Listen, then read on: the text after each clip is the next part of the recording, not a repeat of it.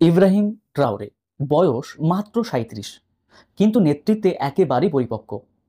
Ibrahim Traore যখন ক্ষমতায় আসেন তখন অনেকেই ভাবেননি তিনি এতটা প্রভাব ফেলতে পারবেন, কিন্তু ধীরে ধীরে তিনি নিজেকে তুলে ধরলেন এমন এক নেতার মতো পশ্চিমা সাম্রাজ্যবাদ ও নয়া উপনিবেশবাদের কবল থেকে নিজের দেশকে মুক্ত করার জন্য দৃঢ় প্রতিজ্ঞ। ট্রাওরের কথা শুধু বুর্কিনা ফাসোতেই নয়, ছড়িয়ে পড়েছে গোটা আফ্রিকায়, এমনকি আফ্রিকার বাইরেও। অনেকেই মনে করেন তিনি আফ্রিকার বীরদের পথেই হাঁটছেন। ভক্তরা তাকে তুলনা করেন বুর্কিনা ফাসোরই আর এক কিংবদন্তি নেতা টমাস সাঙ্কারার সঙ্গে, যিনিও ছিলেন একজন মার্ক্সবাদী বিপ্লবী এবং অনেকের চোখে আফ্রিকার চে গুয়েভেরা। ট্রাওরের প্রভাব অনেক, বলেছিলেন আন্তর্জাতিক পরামর্শক প্রতিষ্ঠান কন্ট্রোল রিস্কসের গবেষক বেভারলি ওচিং।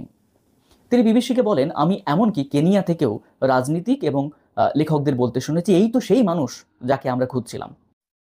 ট্রাওরের বার্তাগুলো এই সময়েরই। এখন অনেক আফ্রিকানি প্রশ্ন তুলছে, পশ্চিমাদের সঙ্গে তাদের সম্পর্ক কেমন হওয়া উচিত, আর এত প্রাকৃতিক সম্পদ থাকার পরেও কেন তাদের মহাদেশে এখনও এত দারিদ্র। ২০২২ সালে সামরিক অভ্যুত্থানের মাধ্যমে ক্ষমতা দখলের পর ক্যাপ্টেন ট্রাওরে ফ্রান্সের সঙ্গে পুরনো ঔপনিবেশিক সম্পর্ক ছিন্ন করেন।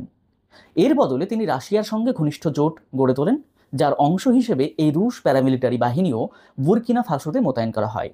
একই সঙ্গে তার সরকার বাম ঘরানার অর্থনৈতিক নীতির পথেই হাঁটে। এই নীতির আওতায় গঠন করা হয় রাষ্ট্রায়ত্ত খনি প্রতিষ্ঠান। সিদ্ধান্ত নেওয়া হয়, দেশটিতে ব্যবসা করতে চাইলে বিদেশি প্রতিষ্ঠানগুলোকে সরকারকে ১৫% অংশীদারিত্ব দিতে হবে। শুধু তাই নয়, তাদের শিখিয়ে দিতে হবে সেসব প্রযুক্তি ও দক্ষতা, যাতে দেশের লোকজন নিজেরাই একদিন সবকিছু পরিচালনা করতে পারে। এই নিয়ম রুশ খনি প্রতিষ্ঠান নর্ড গোল্ডের ক্ষেত্রেও প্রযোজ্য হয়েছে, যাকে চলতি বছরের এপ্রিলের শেষ দিকে বুর্কিনা ফাসোর স্বর্ণ খাতে নতুন বিনিয়োগের জন্য লাইসেন্স দেওয়া হয়। ট্রাওরে, যাকে বিপ্লব বলে আখ্যায়িত করছেন, তার অংশ হিসেবে দেশটি এখন চেষ্টা করছে নিজের খনিজ সম্পদ থেকে প্রকৃত লাভবান হতে। এই লক্ষ্যেই সামরিক সরকার প্রথমবারের মতো দেশের ইতিহাসে একটি স্বর্ণ পরিশোধনাগার রিফাইনারি নির্মাণ করছে এবং জাতীয় স্বর্ণ মজুদ গড়ে তুলছে। তবে পশ্চিমা মালিকানাধীন কোম্পানিগুলোর জন্য সময়টা কঠিন হয়ে উঠেছে। ২০২৪ সালের শেষের দিকে অস্ট্রেলিয়া ভিত্তিক সারামা রিসোর্সেস নামে একটি কোম্পানি বুর্কিনা ফাসোর বিরুদ্ধে একটি মামলা করে, কারণ তাদের খনিজ অনুসন্ধানের লাইসেন্স বাতিল করা হয়েছিল। ট্রাওরের সরকার এরই মধ্যে লন্ডনের শেয়ার বাজারে তালিকাভুক্ত একটি কোম্পানির মালিকানাধীন ২টি স্বর্ণ খনি জাতীয়করণ করেছে। গত মাসে জানানো হয়েছে আরও বিদেশি মালিকানাধীন খনির নিয়ন্ত্রণ নেওয়ার পরিকল্পনা রয়েছে সরকার। দক্ষিণ আফ্রিকা ইনস্টিটিউট ফর সিকিউরিটি স্টাডিজের গবেষক এনোক র্যান্ডি আইকেন্স বিবিসিকে বলেন, ট্রাওরের এই র্যাডিক্যাল বা কড়া সংস্কার আফ্রিকা জুড়ে তার জনপ্রিয়তা আরও বাড়িয়েছে। তার ভাষায়, ট্রাওরে এখন সম্ভবত আফ্রিকার সবচেয়ে জনপ্রিয় রাষ্ট্রপ্রধান। ট্রাওরের জনপ্রিয়তা বাড়ছে সোশ্যাল মিডিয়ার মাধ্যমে। এতে অবশ্য অনেক মিথ্যে তথ্য, পোস্ট ইত্যাদি ছড়ানো হচ্ছে। এসব পোস্ট মূলত তার বিপ্লবী ইমেজকে শক্তিশালী করার জন্যই তৈরি।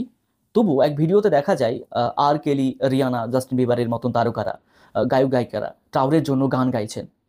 তবে সত্যি অর্থে গানটি তারা গাননি, এটি ছিল কৃত্রিম বুদ্ধিমত্তার তৈরি।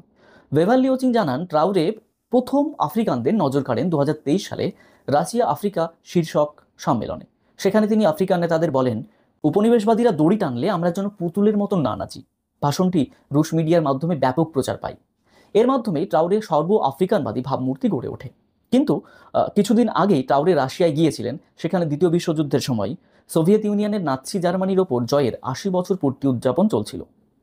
তিনি এক্স অর্থাৎ টুইটার হ্যান্ডেলে লেখেন, তিনি ও তার সঙ্গে প্রতিবেশী মালি ও নাইজারের সেনাপ্রধানরা এই জয়ের কথা শুনে অনুপ্রাণিত হয়েছেন। তারা সন্ত্রাসবাদ ও উপনিবেশবাদের বিরুদ্ধে যুদ্ধে যে কোনো মূল্যে জিততে চান। ওচেং বলেন, ট্রাওরের কথা এবং সোশ্যাল মিডিয়ায় তাকে নিয়ে প্রচারণা অনেক দূর দূরান্তে ছড়িয়েছে। আফ্রিকান, আমেরিকান এবং ব্রিটিশ কৃষ্ণাঙ্গরাও তাকে অনেক পছন্দ করে। তিনি বলেন, যারা বর্ণবাদ, দাসপ্রথা এবং উপনিবেশবাদের শিকার হয়েছেন তারা ট্রাওরের কথায় নিজেদের দেখতে পান।